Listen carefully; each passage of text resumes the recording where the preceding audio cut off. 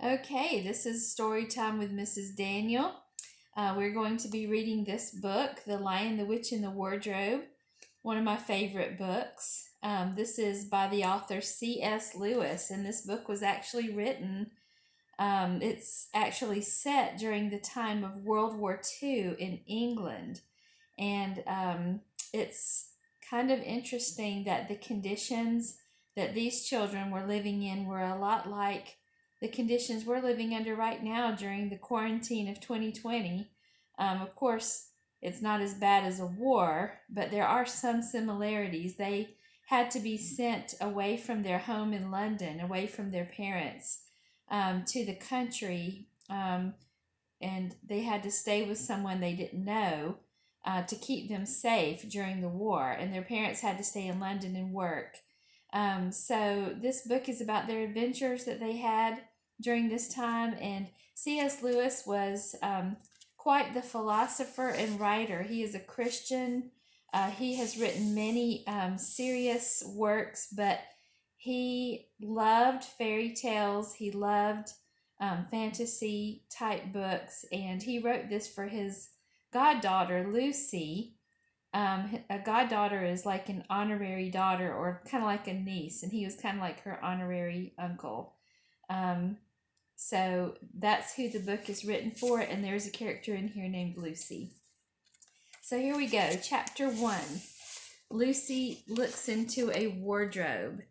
And if you look right here in the corner, that looks like a closet, but back then bedrooms sometimes didn't have closets built into them like they do now. And so they would have these pieces of furniture where clothes could be stored, and it was a freestanding piece of furniture against the wall. And that's going to play a very important part in this story. Once there were 4 children whose names were Peter, Susan, Edmund, and Lucy. This story is about something that happened to them when they were sent away from London during the war because of the air raids. They were sent to the house of an old professor who lived in the heart of the country, 10 miles from the nearest railway station and 2 miles from the nearest post office. He had no wife, and he lived in a very large house with a housekeeper called Mrs. Macready and 3 servants. Their names were Ivy, Margaret, and Betty, but they do not come into the story much. He himself was a very old man with shaggy white hair, which grew over most of his face, as well as on his head, and they liked him almost at once. But on the first evening, when he came out to meet them at the front door, he was so odd-looking that Lucy, who was the youngest, was a little afraid of him. And Edmund, who was the next youngest, wanted to laugh and had to keep on pretending he was blowing his nose to hide it. As soon as they had said good night to the professor and gone upstairs on the first night, the boys came into the girls' room and they all talked it over. "We've fallen on our feet and no mistake," said Peter. "This is going to be perfectly splendid. That old chap will let us do anything we like." "I think he's an old dear," said Susan. "Oh, come off it," said Edmund, who was tired and pretending not to be tired, which always made him bad-tempered. "Don't go on talking like that." "Like what?" said Susan. "And anyway, it's time you were in bed." "Trying to talk like mother," said Edmund. "And who are you to say when I'm to go to bed? Go to bed yourself." "Hadn't we all better go to bed?" said Lucy. "There's sure to be a row if we're heard talking here." "No, there won't," said Peter. "I tell you this is the sort of house where no one's going to mind what we do. Anyway, they won't hear us. It's about a 10 minutes walk from here down to that dining room, and any amount of stairs and passages in between." "What's that noise?" said Lucy suddenly. It was a far larger house than she had ever been in before, and the thought of all those long passages and rows of doors leading into empty rooms was beginning to make her feel a little creepy. "It's only a bird, silly," said Edmund. "It's an owl," said Peter. "This is going to be a wonderful place for birds. I shall go to bed now. I say, let's go explore tomorrow. You might find anything in a place like this. Did you see those mountains as we came along? And the woods? There might be eagles. There might be stags. There'll be hawks. Badgers, said Lucy. Snakes, said Edmund. Foxes, said Susan. But when next morning came, there was a steady rain falling, so thick that when you looked out of the window, you could see neither the mountains nor the woods, nor even the stream in the garden. Of course it would be raining, said Edmund. They had just finished breakfast with the professor and were upstairs in the room he had set apart for them, a long, low room with 2 windows looking out in one direction and 2 in another. Do stop grumbling, Ed, said Susan. 10 to 1 it'll clear up in an hour or so, and in the meantime we're pretty well off. There's a wireless and lots of books. Not for me, said Peter. I'm going to explore in the house. Everyone agreed to this, and that was how the adventures began.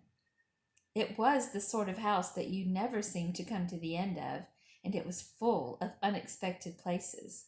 The first few doors they tried led only into spare bedrooms, as everyone had expected that they would, but soon they came to a very long room full of pictures, and there they found a suit of armor.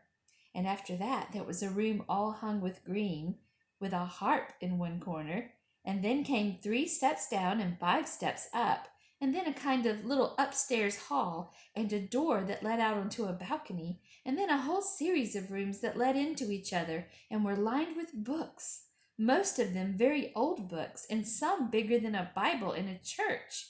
And shortly after that they looked into a room that was quite empty, except for one big wardrobe, the sort that has a looking-glass in the door. There was nothing else in the room at all, except a dead blue bottle on the window-sill. Nothing there, said Peter, and they all trooped out again, all except Lucy. She stayed behind because she thought it would be worthwhile trying the door of the wardrobe, even though she felt almost sure that it would be locked.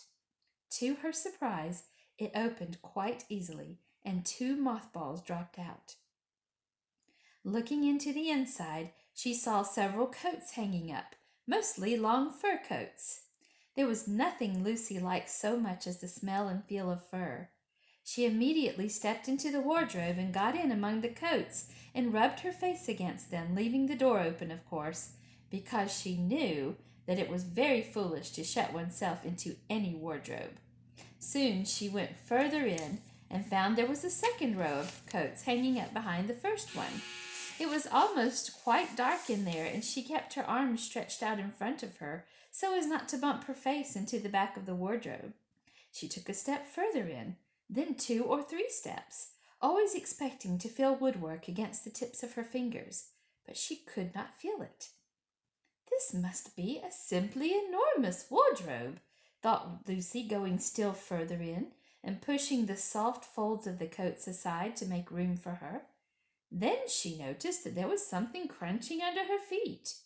I wonder, is that more mothballs? She thought, stooping down to feel it with her hands. But instead of feeling the hard, smooth wood of the floor of the wardrobe, she felt something soft and powdery and extremely cold. This is very queer, she said, and went on a step or 2 further. Next moment she found that what was rubbing up against her face and hands was no longer soft fur, but something hard and rough and even prickly. Why, it is just like branches of trees, exclaimed Lucy, and then she saw that there was a light ahead of her, not a few inches away where the back of the wardrobe ought to have been, but a long way off. Something cold and soft was falling on her. A moment later, she found that she was standing in the middle of a wood at night time, with snow under her feet and snowflakes falling through the air. Lucy felt a little frightened, but she felt very inquisitive and excited as well. She looked back over her shoulder, and there, between the dark tree trunks, she could still see the open doorway of the wardrobe and even catch a glimpse of the empty room from which she had set out. She had, of course, left the door open, for she knew that it was a very silly thing to shut oneself into a wardrobe. It seemed to be still daylight there.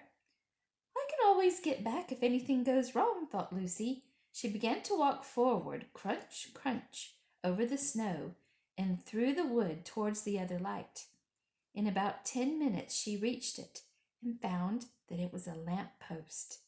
And as she stood looking at it, wondering why there was a lamp post in the middle of a wood, and wondering what to do next, she heard a pitter-patter of feet coming towards her, and soon after that, a very strange person stepped out from among the trees into the light of the lamp post. We're going to stop there for now, and I will continue in the next video with the rest of chapter 1.